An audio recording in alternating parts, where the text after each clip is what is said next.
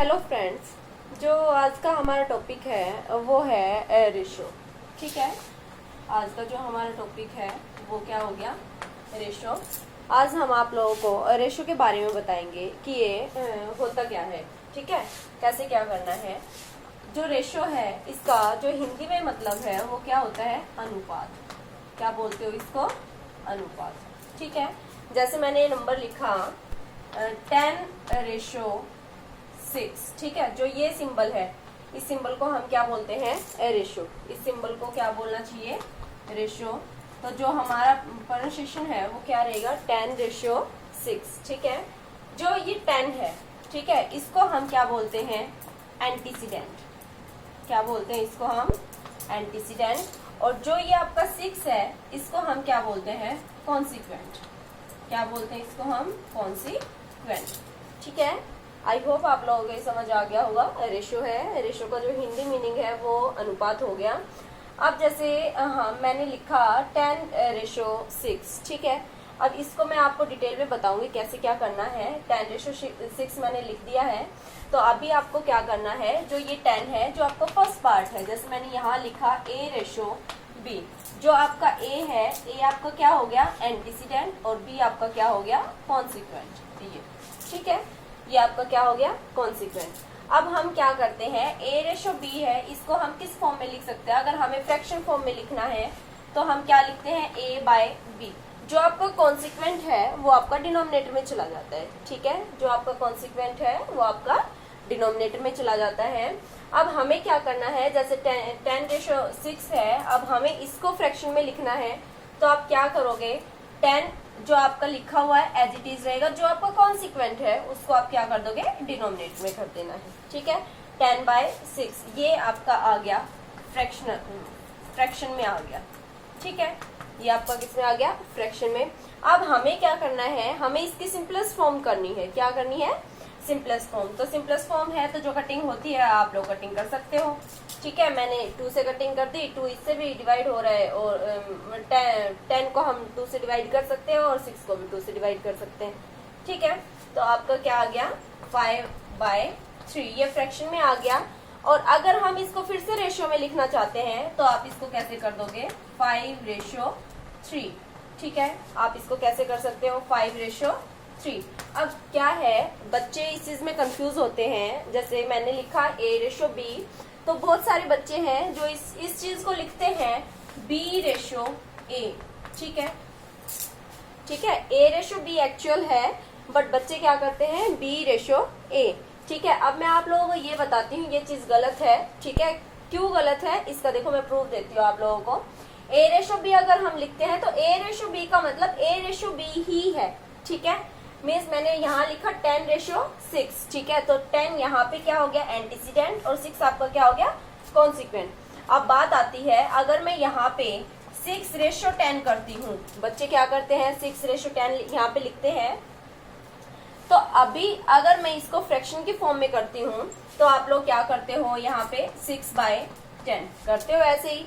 और अगर इसकी सिंपलेस्ट फॉर्म करते हो तो आप क्या करोगे, इसको कटिंग कर दोगे और आपका क्या आंसर आएगा, 3/5। और अगर एक चीज देखनी है, जब 10:6 था, जब हमने इसका फ्रैक्शन पार्ट किया था तो यहाँ पे जो आंसर आया था वो क्या आया था, 5/3। अब मैंने क्या किया, नंबर दोनों वही है, सिर्फ आगे पीछे कर दिया, 6:10 कर दिया। तो अब 6:10 में जो आपका फ्रैक्शन पार्ट आया वो क्या आया है, 3/5 आया है। ठीक है, प्लीज आप लोग ध्यान से देखना, 5/3 एंड 3/5 क्या दो अलग अलग फ्रैक्शंस नहीं है। ठीक है, तो अभी ये दोनों अलग अलग है, सेम आंसर नहीं आया हमारा। 5/3 अलग है, 3/5 अलग है। 5/3 तो बड़ा हो गया ना 3/5 से। ठीक है, तो इसका मतलब ये है, अगर हम A:B लिखते हैं तो A:B ही लिखना पड़ता है। ठीक है, आप लोग प्लीज आगे पीछे मत किया करो, ये चीज गलत है। ठीक है, ऐसे नहीं करनी। अब मैं आप लोगों को बताती हूँ, जैसे मिसिंग नंबर्स आ जाते हैं निकालने। ठीक है, उनको कैसे निकालना है, मिसिंग नंबर्स को। आई होप आपको ये चीज समझ आ गई होगी। ठीक है, अब मैं आपको नंबर्स निकालना बता रही हूँ कि मिसिंग नंबर कैसे निकालते हैं, तो प्लीज आप लोग ध्यान से देखना। जैसे मैंने लिखा है यहाँ पे 3:7, यहाँ पे मैंने ब्लैंक डाल दिया। ठीक है, और यहाँ पे मैंने लिखा 21। ठीक है, हमें मिसिंग नंबर निकालना है। क्या करना है? मिसिंग नंबर फाइंड आउट करना है। जो ब्लैंक है हमारा वो चीज हमें फाइंड आउट करनी है। ठीक है, जो ब्लैंक है वहां पे हमने क्या मान लिया? x मान लिया। अभी मैंने आपको प्रॉपर्टी बताई थी कि अगर a/b है तो a/b को हम कैसे भी लिख सकते हैं a/b। अभी मैंने आप लोगों को बताया था, तो आप लोग इसी चीज का यूज करोगे। 3/7 यहाँ पे लिखा हुआ है, आप क्या करोगे? 3/7 इज इक्वल टू का सिंबल है, तो यहाँ पे भी आप क्या कर दोगे? Is equal to. यहाँ पे जो ब्लैंक था वो हमें फाइंड आउट करना है। हमने यहाँ पे क्या मान लिया है? x मान लिया है, तो x/21 आप क्या करोगे? x/21। ठीक है, नेक्स्ट जो आपका स्टेप है, आपको क्या करना है? क्रॉस मल्टीप्लीकेशन कर लेनी है। ठीक है, क्या करोगे आप लोग? क्रॉस मल्टीप्लीकेशन कर लेनी है। 3 × 21 इज इक्वल टू x × 27। ठीक है, अब हमें वैल्यू किसकी चाहिए? x की चाहिए। x के साथ 7 क्या हो रहा है? मल्टीप्लाई। अगर मैं इक्वल से उधर लेकर जाती हूँ तो आपका मल्टीप्लाई का जो सिंबल है वो आपका चेंज हो जाएगा और क्या हो जाएगा? डिवाइड हो जाएगा। ठीक है, x इज इक्वल टू 3 × 21/7। ठीक है, अगर कटिंग होती है तो आप काट सकते हो इस चीज को। 3 3 9, तो x की वैल्यू आपकी कितनी आई है? 9 आ गई। ठीक है, आई होप स्टूडेंट्स आप लोगों को ये अच्छे से समझ आ गया होगा। अगर किसी भी बच्चे को कोई डाउट है तो प्लीज आप लोग अच्छे से पूछ सकते हो। मेन जो मेरा मकसद था वो आपको ये क्लियर कराना था कि a/b और b/a दोनों के दोनों आपके डिफरेंट थिंग्स हैं। ठीक है, डिफरेंट चीजें हैं ये, तो प्लीज आप लोग इनको मिक्स मत किया करो। बहुत सारे बच्चे हैं जो a/b को b/a करते हैं। ठीक है, ये जो कि बिल्कुल ही गलत है, आपको ऐसे नहीं करना है। ठीक है, तो प्लीज आप लोग ध्यान से करना। इस टाइप के जितने भी क्वेश्चंस है आप लोग ट्राई करना। अब एक और बात है, जैसे रेशियो है, रेशियो की कोई यूनिट नहीं होती है। ठीक है, ratio has no unit. Ratio has no unit. ठीक है, इसकी कोई यूनिट नहीं होती। अगर मैंने लिखा है इस चीज को, जैसे मैंने अभी आप लोगों को बताया, कन्वर्ट करना है हमें रेशियो में। ठीक है, कन्वर्टेड इनटू रेशियो। रेशियो में आप कन्वर्ट करोगे। जैसे क्वेश्चन है, मैं आपको बताती हूँ। ₹30 इज टू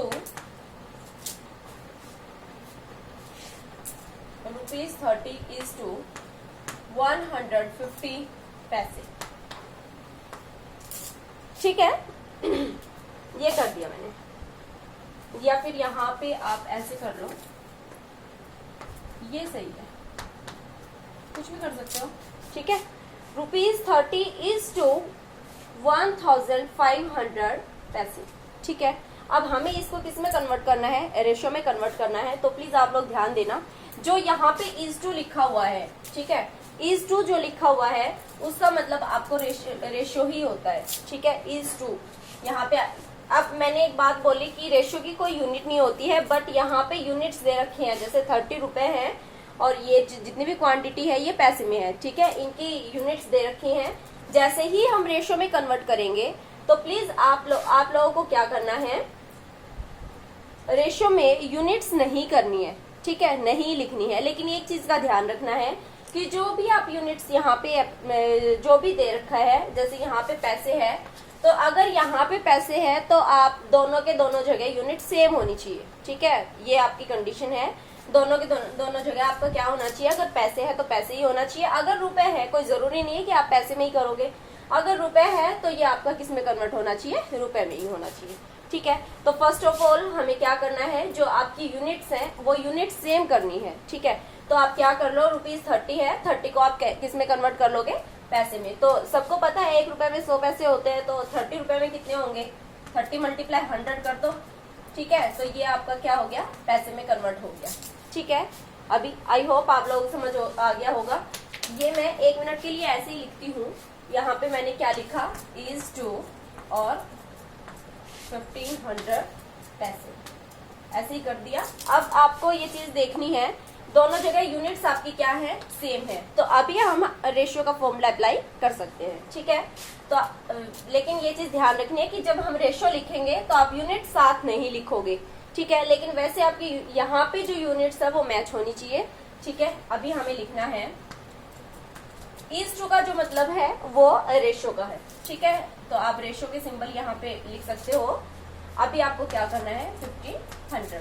ठीक है, a रेशो b है, मैंने आपको बोला था a/b लिख सकते हैं, ऐसे ही आप इसको कन्वर्ट कर सकते हो।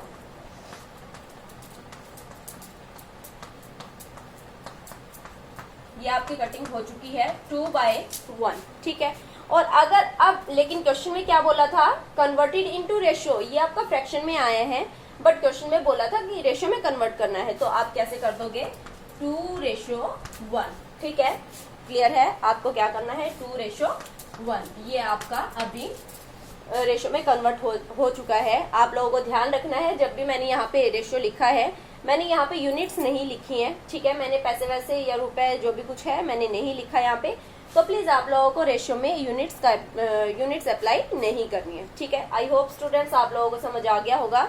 जो नेक्स्ट हमारा टॉपिक रहेगा वो रहेगा प्रोपोर्शन का। ठीक है, आज के लिए इतना ही, थैंक यू।